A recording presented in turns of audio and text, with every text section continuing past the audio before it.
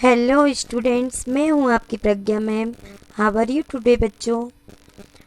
और हम पढ़ रहे हैं एनसीईआरटी साइंस का chapter first, chemical reaction and equation. तो इसमें पार्ट 1 में मैंने आपको कहाँ तक कवर करा दिया था, एक्सोथर्मिक रिएक्शन तक। अब आज हमें पढ़ना है डीकम्पोजिशन रिएक्शन। तो डीकम्पोजिशन रिएक्शन में क्या बोल रहे हैं, single reactant break down to give simpler product. This is a decomposition reaction। जिसमें सिंगल रिएक्टेंट हो, वो किसमें ज़्यादा प्रोडक्ट में जब क्या हो रहा है, ब्रेक डाउन हो रहा है, तो उसको हम बोल रहे हैं decomposition reaction.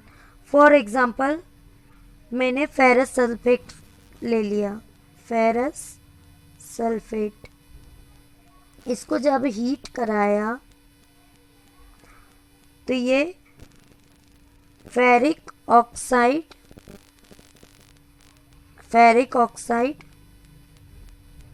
Plus sulphur dioxide plus sulphur trioxide में कन्वर्ट हो गया। तो देखो इस तरफ जो है लेफ्ट हैंड साइड मैंने आपको पढ़ाया था reactant left hand side single है और उसको हीट करा रहे हैं जब, तो एक से ज़्यादा प्रोडक्ट बन रहा है, तो इसको बोलते हैं डीकम्पोज रिएक्शन। डीकम्पोज जैसे कि आपको नाम से ही पता चल रहा है कि किसी भी चीज़ का टूटना। एक और एग्जांपल हम ले सकते हैं इसमें, कैल्शियम कार्बोनेट लिया, कैल्शियम कार्बोनेट को हीट करा दिया। हीट मतलब गर्म। हीट कराने के बाद क्या हो गया, ये किस में कन्वर्ट हो जाएगा, calcium oxide plus carbon dioxide.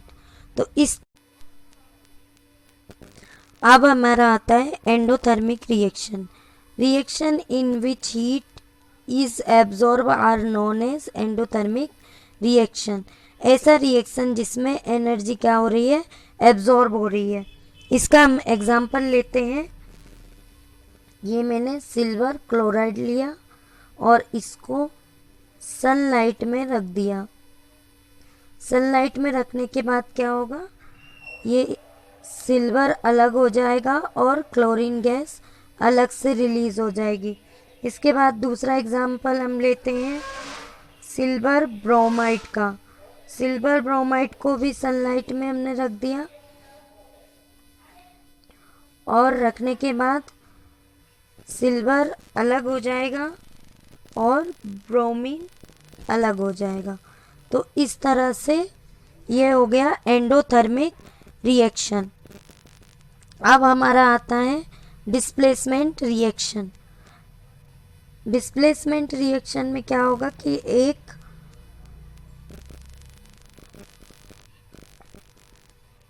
Element दूसरे एलिमेंट को जब डिस्प्लेस कर दे तो उसको बोलते हैं हम डिस्प्लेसमेंट रिएक्शन। डिस्प्लेसमेंट रिएक्शन का एग्जांपल देखते हैं। पहले डेफिनेशन देखते हैं, when an element displace an other element from its compound a displacement reaction. जो भी एक एलिमेंट दूसरे एलिमेंट को इसके कंपाउंड से अलग कर दे, डिस्प्लेस कर दे, प्लेस चेंज कर दे, तो उसको बोलते हैं हम डिस्प्लेसमेंट रिएक्शन। एग्जाम्पल देखते हैं इसका।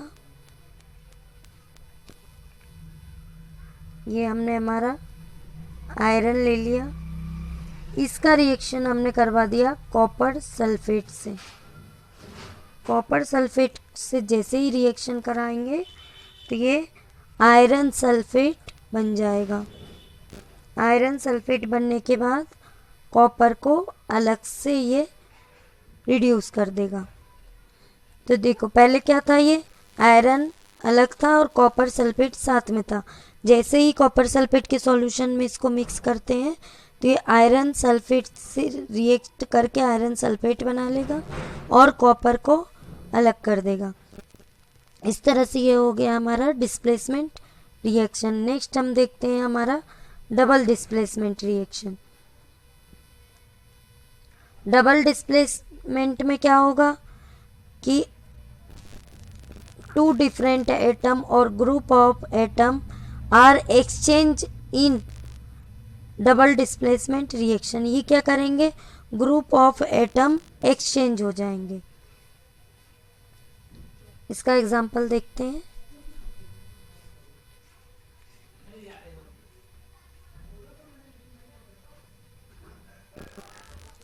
इसके एग्जाम्पल में मैंने ले लिया सोडियम सल्फेट। सोडियम सल्फेट का सॉल्यूशन आपको जैसे कि मैंने दे दिया लैब में सोडियम सल्फेट Na2SO4, ये सोडियम सल्फेट। इसका रिएक्शन किससे कराना है हमको, बेरियम क्लोराइड। बेरियम क्लोराइड से जैसे ही रिएक्ट कराएंगे तो ये बन जाएगा barium sulphate plus salt sodium chloride NaCl। तो देखो एक्सचेंज हो गया ना, सोडियम कहाँ जाके रिएक्ट कर रहा है, क्लोरीन से, और सल्फर कहाँ रिएक्ट कर रहा है, बेरियम से। तो बेरियम सल्फेट बना रहा है और यहाँ पर NaCl बन जा रहा है। तो इस तरह से ये हो गया आपका डबल डिस्प्लेसमेंट। अब इसमें एक और आपका आता है प्रीसिपिटेशन।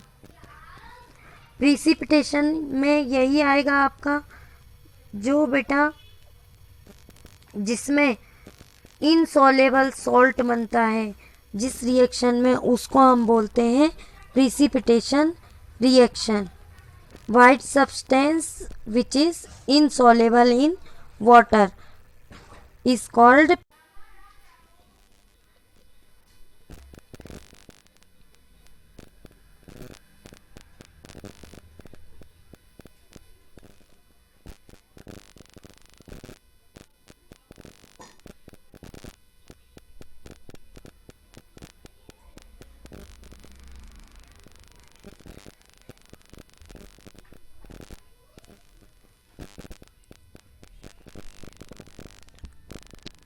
अब हमारा नेक्स्ट टॉपिक है oxidation and reduction.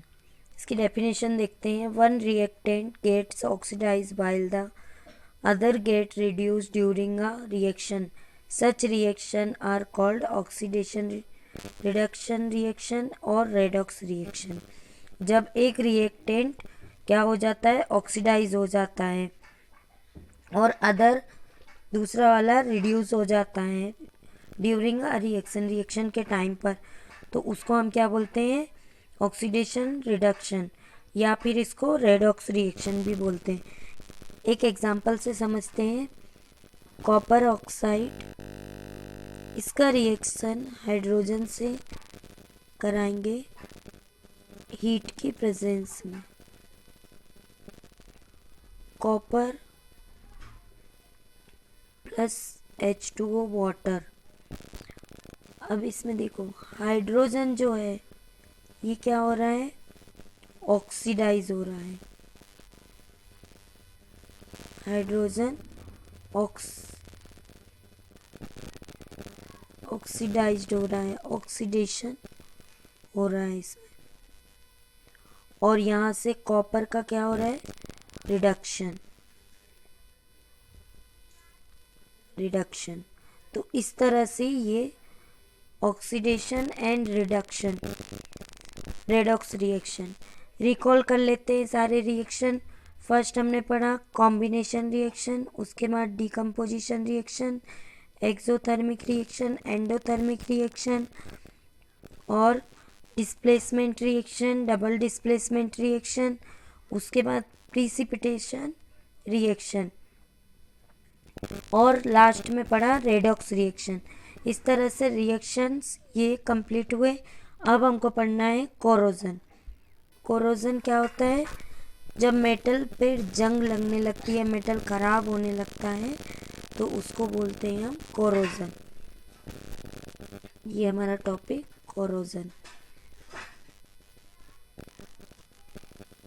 Corrosion when a metal is attacked by substance around it such as moisture, acid, it is said to corrode and this process is called corrosion. जब किसी मेटल पे कोई substance attack करता है जैसे कि moisture या फिर कोई एसिड, तो ये क्या होने लगते हैं, कोरोड होने लगते हैं, ख़राब होने लगते हैं, और इस प्रोसेस को हम बोलते हैं कोरोजन। जैसे कि सिल्वर जो होता है उस पर सिल्वर ब्लैक कलर का हो जाता है ऑक्सीजन से रिएक्शन करके, चांदी काली पड़ जाती है, और कॉपर पर ग्रीन कलर की परत बनने लगती है। तो ये सारे एग्जाम्पल किसके हैं, कोरोजन के।